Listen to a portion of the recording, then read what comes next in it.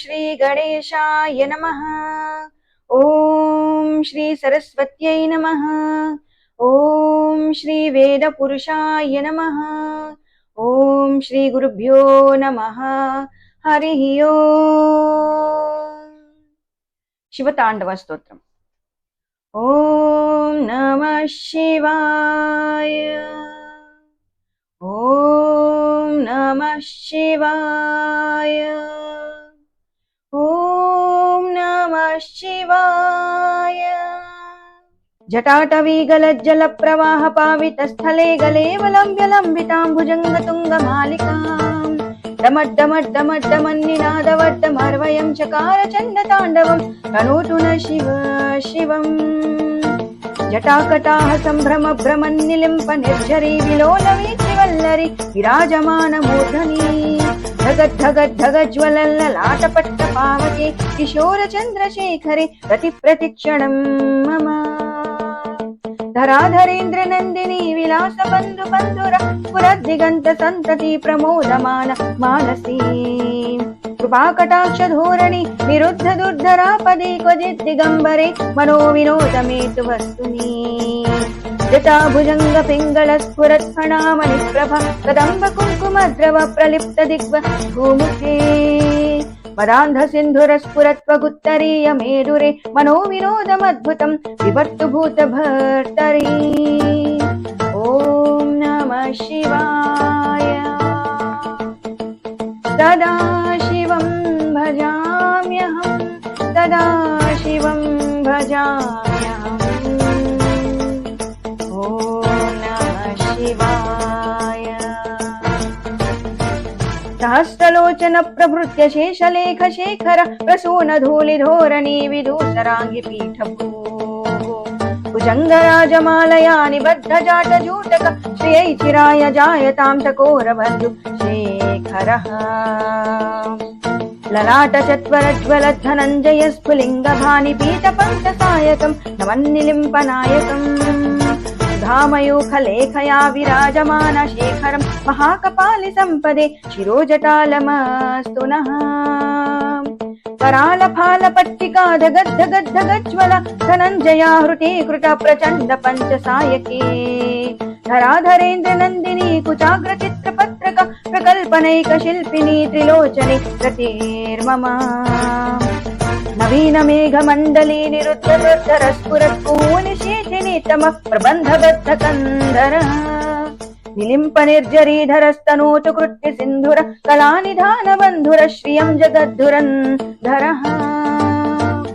ॐ प्रफुल्ल नील पङ्कज प्रपञ्च कालिमप्रभा वलम्बिकण्ठकन्दली रुचिप्रबद्धकन्धरम् स्वरच्छिदं पुरच्छिदं भवच्छिदं मखच्छिदं गजच्छिदान्धकच्छिदं तमन्तकच्छिदं भजे। अखर्व सर्वमङ्गला कला कदम्ब मञ्जरी रसप्रवाह माधुरी विजृम्भणा मधुव्रतम् स्मरान्तकं पुरान्तकं भवान्तकं मखान्तकं गजान्तकान्धकान्तकं तमन्तकान्तकं भजे।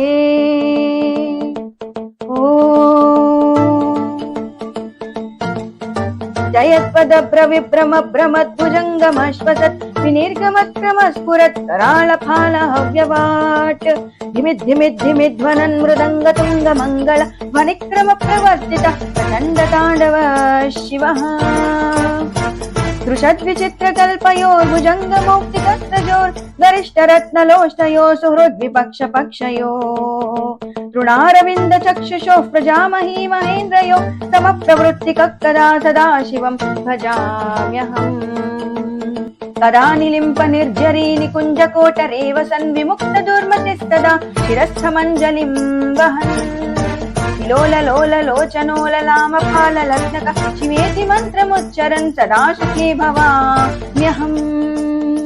इमं हि नित्यमेव मुक्तमुत्तमोत्तमं स्तवं पठन् स्मरन् ब्रुवन्नरो विशुद्धिमेति संस्ततम् हरे गुरौ भक्तिमाशु याति नान्यथा गतिम् विमोहनं हि देहिनां सुशङ्करस्य चिन्तनम् विमोहनं हि देहिनां सुशङ्करस्य चिन्तनम् विमोहनं हि देहिनां सुशङ्करस्य चिन्तनम् ॐ नमः शिवाय ॐ नमः शिवाय पूजावसानसमये